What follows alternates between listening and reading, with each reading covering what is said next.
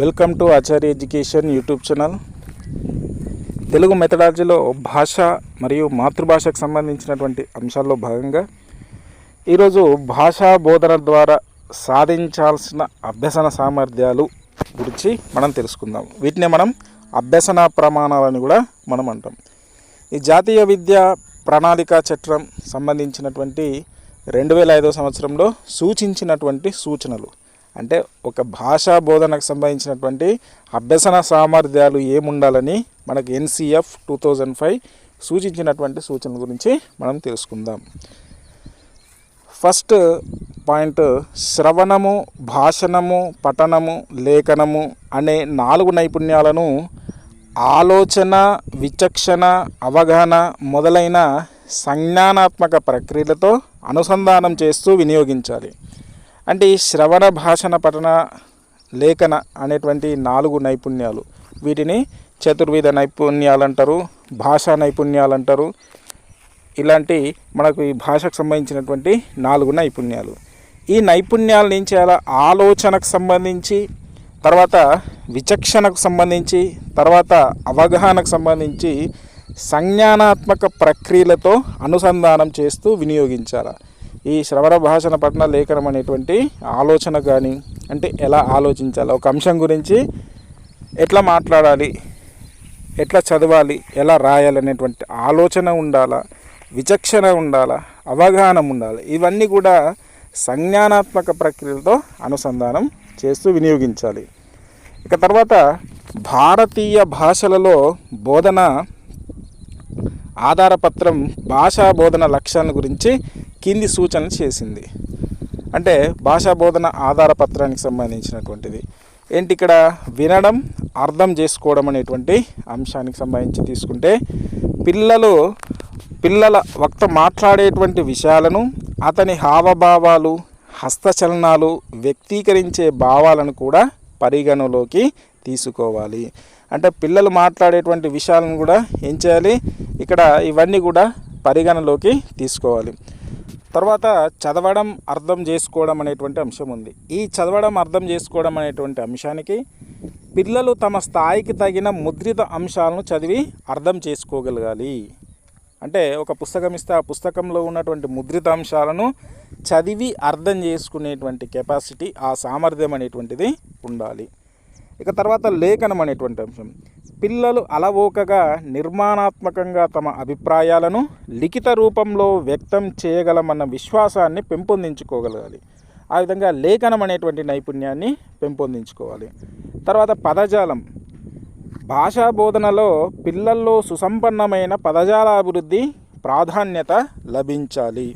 ఇక తర్వాత శాస్త్రీయంగా అభ్యసనం, పిల్లలు శాస్త్రీయంగా భాషా నియమాలు, ధ్వనులు, పదాలు, వాక్య వ్యవస్థలను స్పష్టంగా పరిశీలించి సొంతం చేసుకోగలగాలి.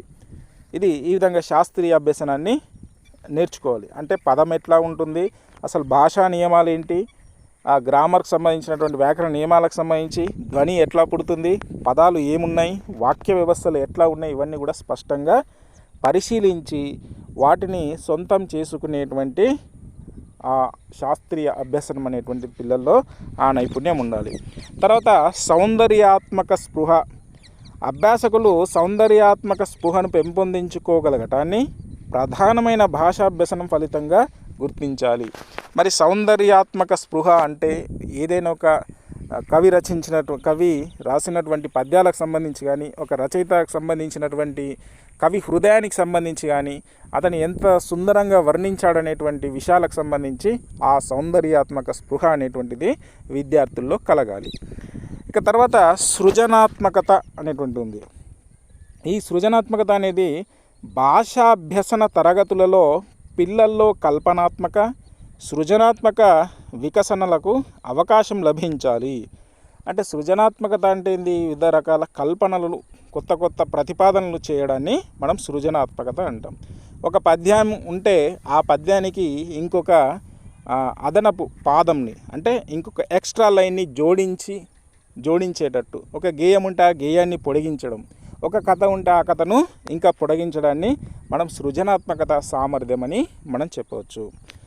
ఇక తర్వాత ప్రశంసాపూర్వక సున్నితత్వం. ఈ ప్రశంసాపూర్వక సున్నితత్వానికి సంబంధించి పిల్లలకు తమ పరిసరాల పట్ల, సమాజం పట్ల, దేశం పట్ల సానుకూల స్పందనను కలిగి ఉండాలి. అంటే ప్రశంసించాలి. మన దేశ వారసత్వ సంపద ఏవైతే ఉందో, మన కవులు, మన రచయితలు రాసినటువంటి ఏవైతే రచనలు ఉన్నాయో వాటిని ప్రశంసించే విధంగా ఉండాలి. చుట్టూ ఉన్నటువంటి పరిసరాలు కావచ్చు, చుట్టూ ఉన్నటువంటి సమాజం కావచ్చు, మన దేశం పట్ల కావచ్చు పాజిటివ్ దృక్పథాన్ని కలిగి ఉండాలి.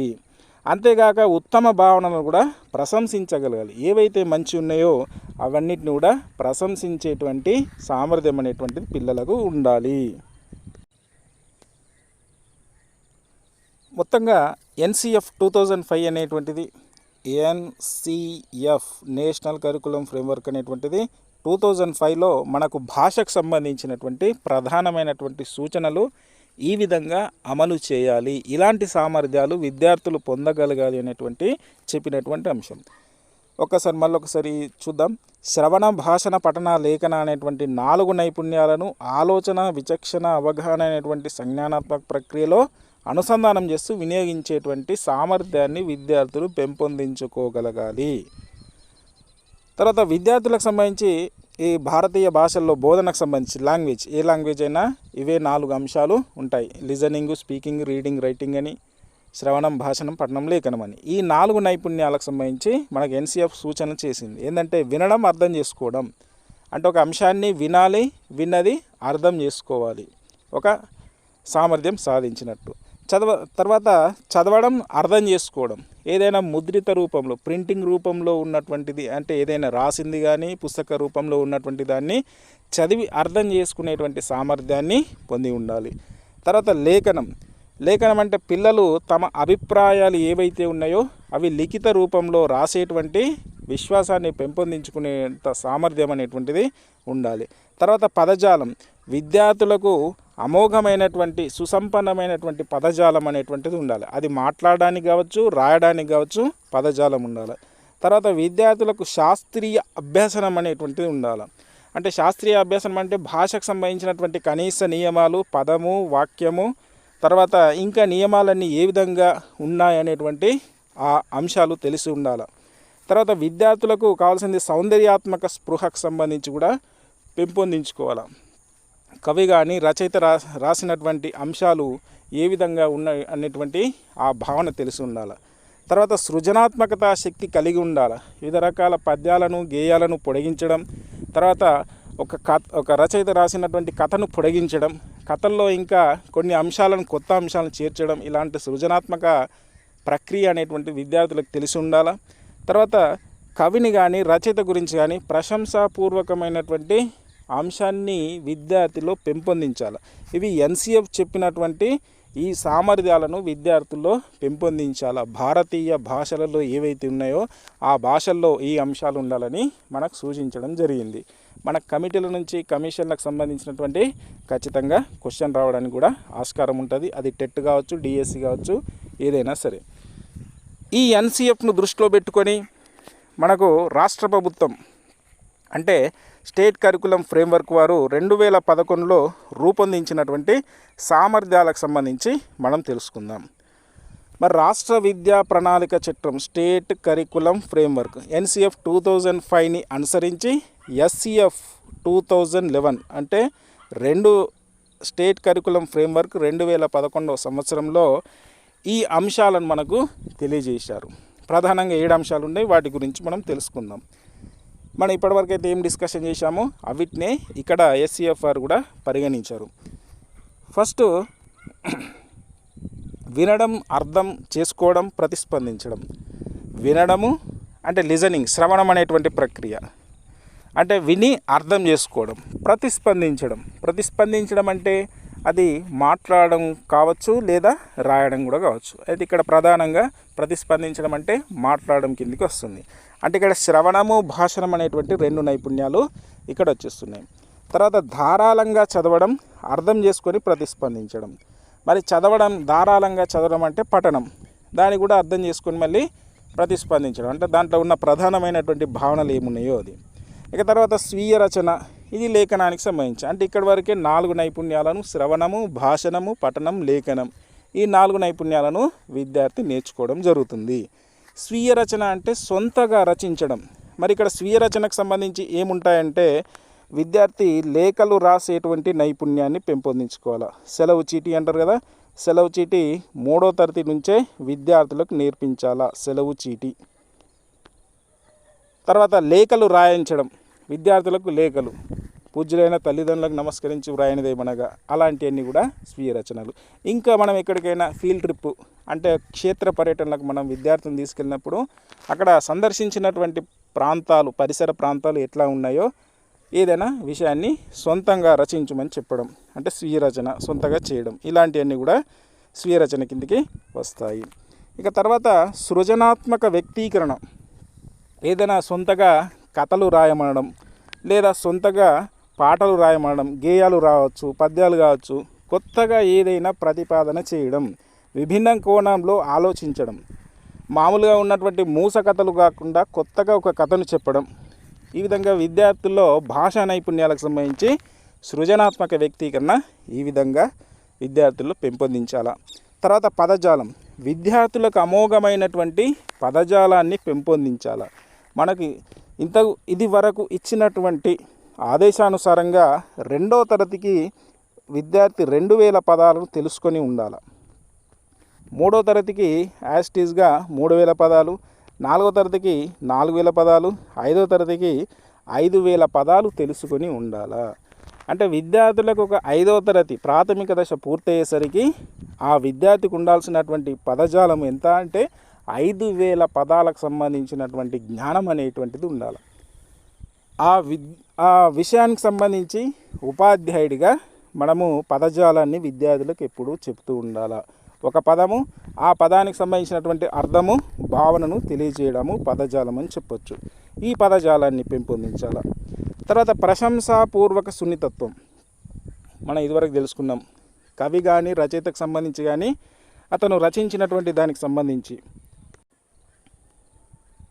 అవి ఎలా ఉన్నాయి, ఎంత మంచిగా రాశాడు, దానికి సంబంధించి ప్రశంసించడం. ఒక కవిని కానీ రచయితను కానీ అలా రాసినందుకు ప్రశంసించడం, అలా రాసినందుకు ఉత్తమమైనటువంటి పాటలు కావచ్చు, కథలు కావచ్చు, వేరే రచనలు కావచ్చు, వాటికి గాను ఏమైనా అవార్డులు వస్తే ఆ అవార్డులు రావడానికి గల కారణాలు ఆ రచనలో ఉన్నటువంటి అంశాలకు సంబంధించి ప్రశంసించడం. ఇక తర్వాత భాషను వివరించే పదజాల అవగాహన, అంటే భాషకు సంబంధించి ఒక వాక్యంలో ఉన్నటువంటి భాషలో ఉన్నటువంటి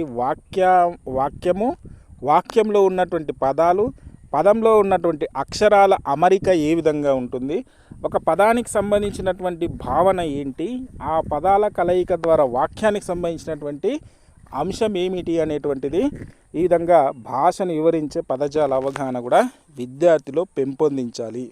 ఇవి మనకు SCF 2011 ప్రకారం పాఠశాల స్థాయిలో సాధించాల్సినటువంటి భాషా సామర్థ్యాలు. ఇంకా ఈ అభ్యసన సామర్థ్యాలు విద్యలో విద్యార్థుల భాగస్వామ్యాన్ని పెంపొందించడానికి 100కి 100 పాళ్ళు శిశు కేంద్రీకృత విద్యా విధానాలను అమలు చేయడానికి ఇవి ఉపకరిస్తాయి. అంటే ఈ సామర్థ్యాలు ఏ విధంగా ఉపయోగపడతాయి? మరి శిశు కేంద్రీకృత, చైల్డ్ సెంటర్డ్ అంటాం కదా, శిశు కేంద్రీకృత విద్యా విధానానికి ఉపకరిస్తాయి. కాబట్టి శిశు కేంద్రీకృత విద్యను ప్రోత్సహించడానికి మనకు NCF ఇచ్చినటువంటి అంశాలను, తర్వాత ఆ NCF నుంచి స్వీకరించబడినటువంటి SCF ఉన్నటువంటి అంశాలను పాటించడం ద్వారా విద్యార్థిలో సామర్థ్యాలను మనం పెంపొందించవచ్చు. ఇక భాషా విద్యా ప్రమాణాలను పాఠశాల స్థాయిలో కింది దశల్లో విభజించారు. అంటే విద్యా ప్రమాణాలకు సంబంధించి పాఠశాల స్థాయిలో ఈ దశల్లో మనకు విభజించడం జరిగింది. మొదటి దశ 1, 2వ తరగతుల స్థాయి, రెండో దశ 3, 4, 5వ తరగతుల స్థాయి, మూడో దశ 6, 7, 8 తరగతుల స్థాయి, 4వ దశ 9, 10 తరగతుల స్థాయి. ఏంటి మరి విద్యా ప్రమాణాలకు సంబంధించి అంటే 1, 2 తరగతుల స్థాయి విద్యా ప్రమాణాలు ఉండాలా, ఉంటే మనం అవి సాధించవచ్చు, విద్యార్థిలో ఏవి మనం సాధించాలో అని మనకు SCF ఇవన్నీ తెలియజేసినటువంటి అంశాలు తర్వాత క్లాస్లో మనము ఫస్ట్ 1వ తరగతి మరియు 2వ తరగతికి సంబంధించినటువంటి క్లాసులు తెలుసుకుందాం.